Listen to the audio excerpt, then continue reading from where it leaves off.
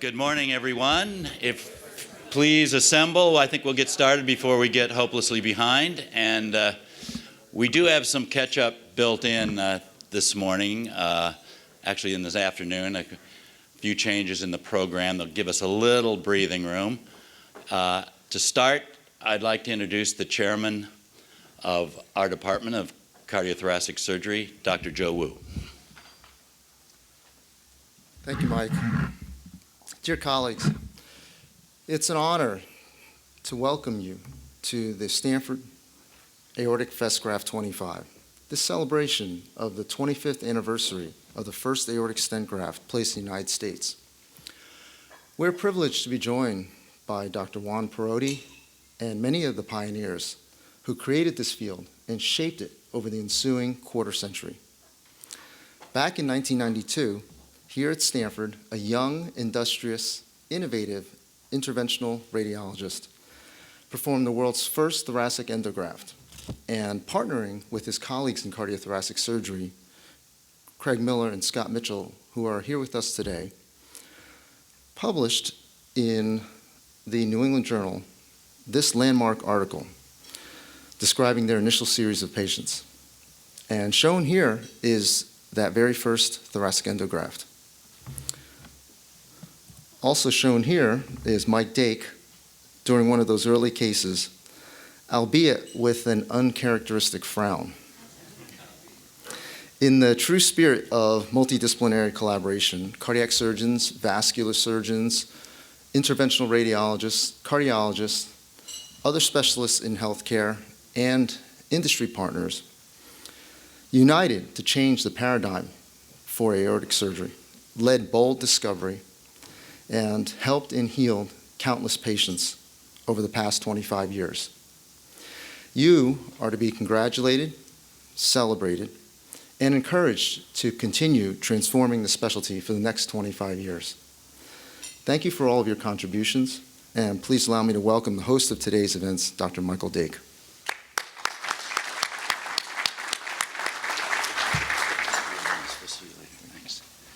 Thanks very much, Joe. I want to echo Joe's welcome to all of you.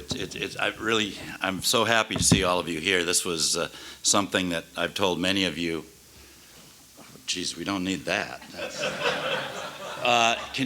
George, help me. Yeah, I want to make sure that all of you know that how much I appreciate you being here, and all of us do at Stanford. This is a very special time for us, and because, as Joe said, you've all helped in your own way to change the management of aortic diseases and the face of medicine. And for that, certainly you are to be congratulated and to be proud. Before we get started, I'd like to acknowledge the major roles of those who worked behind the scenes to make this day happen. A special thanks to my administrative assistant, Monique Chang, who did all the heavy work to coordinate the event, to Lisa Sarkeesian, Jason Irwin, who helped immeasurably in the organization of today's activities. I'd also like to recognize those whose grants and gifts supported the Festgraft. Our utmost appreciation to Medtronic, WL Gore, Endologic, and Cook Medical for their generous contributions. This aortic Festgraft is meant to be a time to celebrate our shared history. In this field, looking back over the past 2.5 decades, it's clear that the management of aortic diseases has dramatically changed, influenced in large part by the introduction of endovascular grafts. At this milestone, it's certainly fitting to pause and acknowledge that this history is characterized by an amazing and truly global nature of contributions from individuals inspired by the potential of endografts to benefit patients with aortic disease. Likewise, it's also important to recognize that in another 25 years, in 2042, it will certainly be a different world, and any convening of a 50th anniversary for aortic stent grafts will undoubtedly include a completely different cast and audience, and consequently, clear memories of the events responsible for bringing us here today will have faded.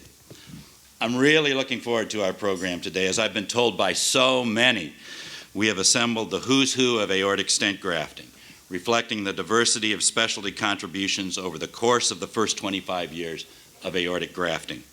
We have asked a multidisciplinary group of experts to address the historical background, current practice, unmet needs, and future developments, to be followed by what should be the most interesting and enjoyable, and we've actually given it the most time, what we've learned from our patients through memorable cases. So first, I want to say a few words about some people who can't be here. There are a few familiar personalities in the field who are not able to join us due to family vacations, job transitions, but many wish to communicate their sentiments, and we'll do more about that later tonight at dinner. There are a number of well-known individuals who played critical roles in the development of endograft technology who are no longer with us, pioneers whose experience shared the course and shaped the course of medical history. I'd like to open our Festgraft by taking a moment to remember 5 notable physicians who left us over the last 5 years.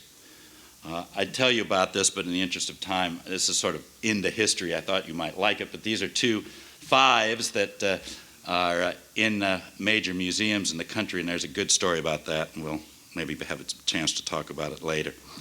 As some of today is about history, I'm only so sorry that these friends and colleagues aren't here because they're responsible in part for us being together.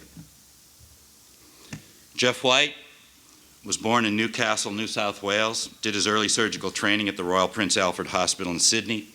In 1984, he came to the US and to UCLA, worked with Rod and others to further his vascular training, returning to Sydney in 1989 after serving as chief of vascular surgery at the Wadsworth VA Medical Center in Los Angeles.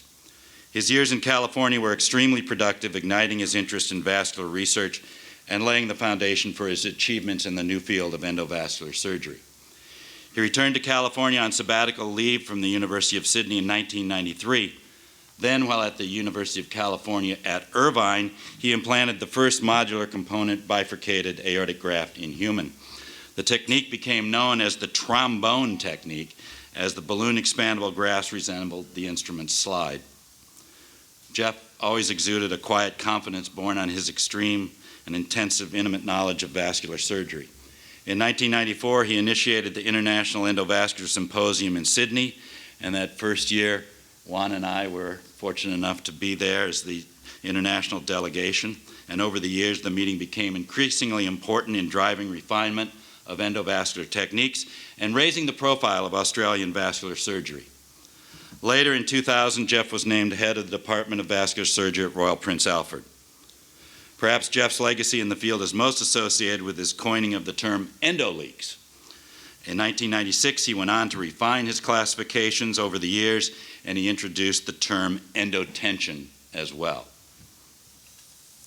He was always approachable for advice on all manners of subjects with a quirky sense of humor and a quiet determination to get things done. His hospitality was legendary. Jeff was a remarkable man, an inclusive leader with a confidence that inspired many around him to achieve much more than they thought possible. This is again Jeff from '98, his final endoleak paper. Roy Greenberg was born in Ithaca, New York, a graduate of Cornell and the University of Cincinnati School of Medicine. He received his vascular surgery training at the University of Rochester. This is one of my favorite memories of Roy. It's a little out of focus because we were in the ice bar after a meeting, and I always enjoyed Roy so much. He's remembered as a giant in the field, a master innovator, supremely curious thinker, and inspiring leader to all he encountered. Someone whose elite skills, wisdom, and virtue we all admired. He touched almost every aspect of what we do today through his innovations and experience at the Cleveland Clinic. He had an unquenchable passion for aortic disease and a talent for instilling that passion in trainees.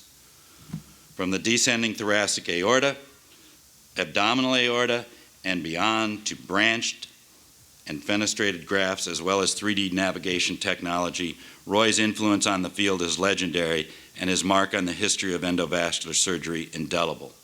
Holding more than 50 patents and the recipient of numerous awards and honors, Roy was the consummate innovator, clinician, and teacher, a true genius. A trusted advisor to many, his kindness and eternally generous heart will never be forgotten. There's really so much that could be said about Roy as a star among us, but one thing's for sure. There was aortic stent grafting before Roy Greenberg, and there was aortic stent grafting after Roy Greenberg, and they were not the same. Phil Walker was a good friend to many of us at Stanford. He was born in Sydney, one of 8 children of a well-known surgeon in Newcastle. After graduating from medical school at the University of Sydney, he completed his general surgery and vascular surgery training at Royal Prince Alfred. Then he came here to Stanford as a fellow in 1991. He was involved in our early preclinical and clinical work on aortic endografts and was co-author of our initial clinical report. He returned to Australia to Brisbane to join the University of Queensland and the Royal Brisbane Hospital. He was responsible for the introduction of aortic stent graft technology to Queensland and founded the non-invasive vascular laboratory at the Royal Brisbane. Phil was a passionate advocate for academic surgery, widely regarded as an exceptional clinician and surgeon. Phil developed a renowned reputation as an excellent teacher, mentor, and outstanding researcher. His personal qualities were outstanding. He was remarkably humble with a capacity for self-deprecating humor.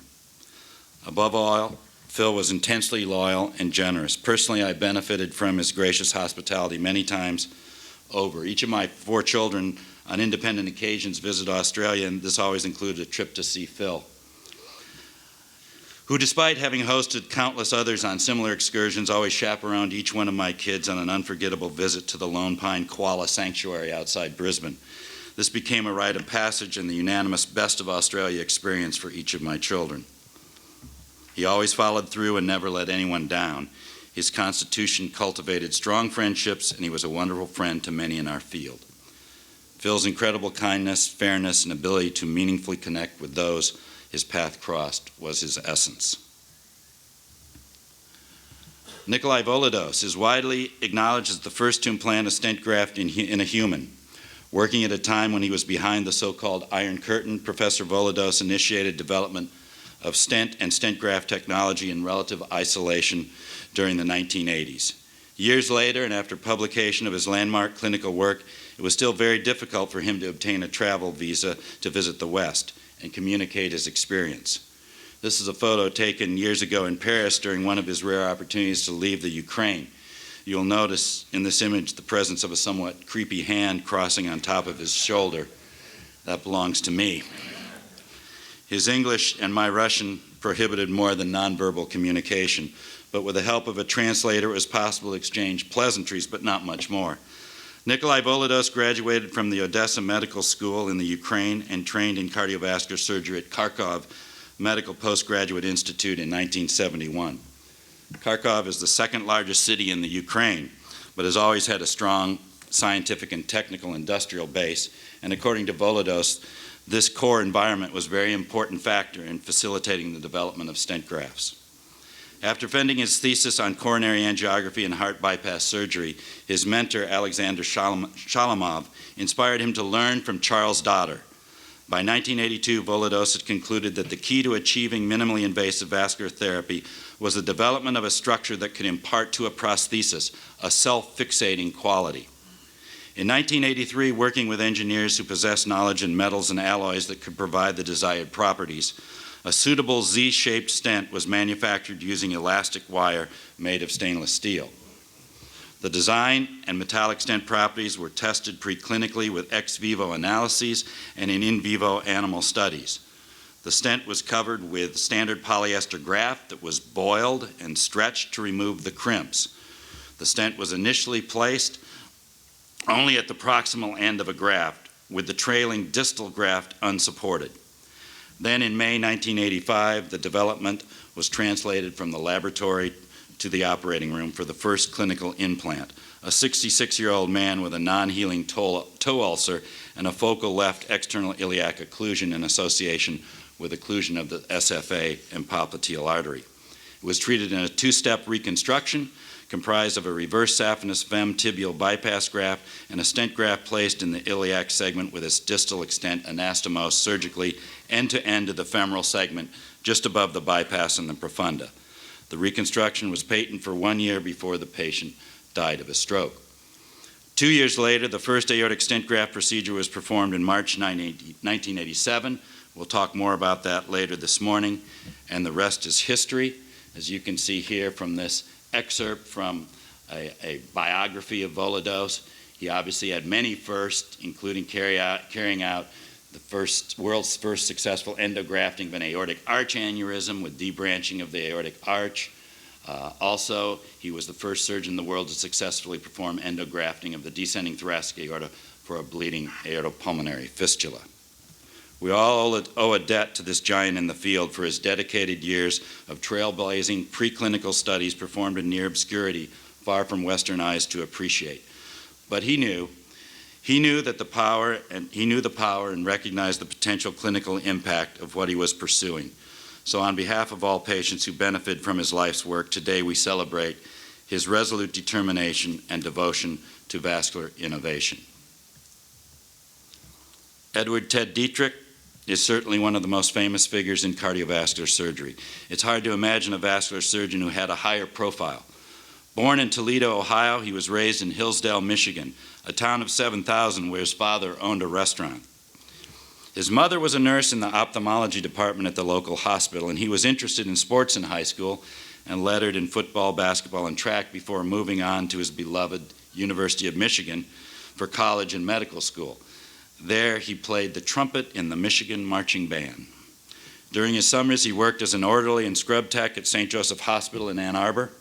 After medical school, he took a general surgery residency and rotation at Henry Ford Hospital in Detroit with Emmerich Zalagi. It was there, while working in a neurosurgery animal lab that involved craniotomy preparations, where he came on the idea that would launch his first business venture. Looking for a more efficient way to cut bone, they were introduced by a technician to a power skill saw that was sold at the local Sears. The electric handsaw was not adaptable to the skull, but Ted thought it might be great for the sternum. They tried it on a couple of dogs, and it worked like magic. They called the head of cardiac surgery to demonstrate their new tool.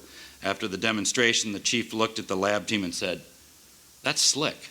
Clean it up, and we'll use it tomorrow." The next day, Dietrich, in his 20s, started his first of 6 companies. Sarnes Company. Owned eventually by 3M and now Terumo, they still manufacture a sternal saw and heart-lung bypass equipment. Later, he started the first commercial ultrasound company, which was sold to Squibb for obstetrics, and founded Endologic and Endomed for aortic grafting. At this point in his training, Ted desperately wanted to work with Michael DeBakey in Houston at the Baylor College of Medicine. After 3 days of interviews, he was offered a position starting in 1965, but the conditions of his acceptance dictated that he had to cease involvement in any commercial activities. As Ted was fond of saying, this was before anyone had heard of Tom Fogarty. After participating in many of the revolutionary procedures in cardiac surgery, including the earliest coronary artery bypass operations and multiple organ transplants, Dietrich, at the age of 35, set off to Arizona to extend the skills and knowledge he developed in Houston. He went to Phoenix in part because he established a strong referral pattern and network of cardiologists there who were already sending him patients to Houston. He arrived in Phoenix, a rising star in his profession, and in short order he created the Arizona Heart Institute, where his first case was performed in the fall of 1971. His operating room had the first permanently mounted imaging system. He established the country's first outpatient cardiac catheterization lab and the world's first school of echocardiography.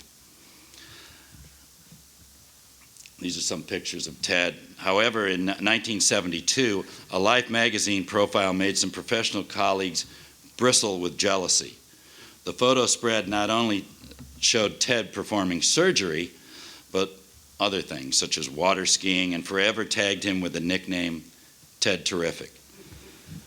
Dietrich became the go-to doctor for high-profile patients, including the U.S. Ambassador to the United Nations, John Scali, evangelist Billy Graham, and then U.S. Senator Barry Goldwater, showing video footage of Goldwater's beating heart at a news conference. In February 1983, Dietrich gave the public an unprecedented look at open heart surgery when he performed one procedure live on primetime television to, quote, demystify the fears associated with the procedure. The 2-hour telecast, called The Operation, aired on over 100 PBS channels across the country and on the BBC. Indeed, his influence spanned beyond his peers into the public domain. An enthusiastic educator, he would frequently appear on television news programs answering call-in questions from the community. He spoke directly to the public about heart disease and how it could be prevented. In the second half of his career, Ted Dietrich was almost synonymous with the endovascular revolution. One of the first vascular surgeons to obtain endovascular skills, his international congress was a must meeting for thought leaders and interested clinicians, while always hosting a special session for the public to ask questions and be educated about vascular disease. He was the founder and chairman of the board of the International Society of Endovascular Specialists and the founding editor-in-chief of the Journal of Endovascular Therapy. Ted was the model of the consummate, audacious dreamer, always pushing the field in ways that made it interesting for all of us. He promoted endovascular therapy at a time when there was great resistance from the established surgical community. And in the face of this antagonism and pressure, he persevered, drawing on his foresight and dynamic pioneering spirit to make important contributions that ultimately changed a specialty. I'm so grateful to all these courageous innovators and pioneers in the field. All of these men made themselves vulnerable and risked professional embarrassment in the pursuit of their vision, a new therapeutic paradigm for aortic disease. I know we all appreciate the impact of their contributions. They inspired us with their gifts, and in a sense, we learned to be brave from them. So, now it's time to get started with the day's program. I'd like to introduce our kickoff moderators, two individuals who've had a profound influence on my life and career, Barry Katzen and Scott Mitchell. Thank you.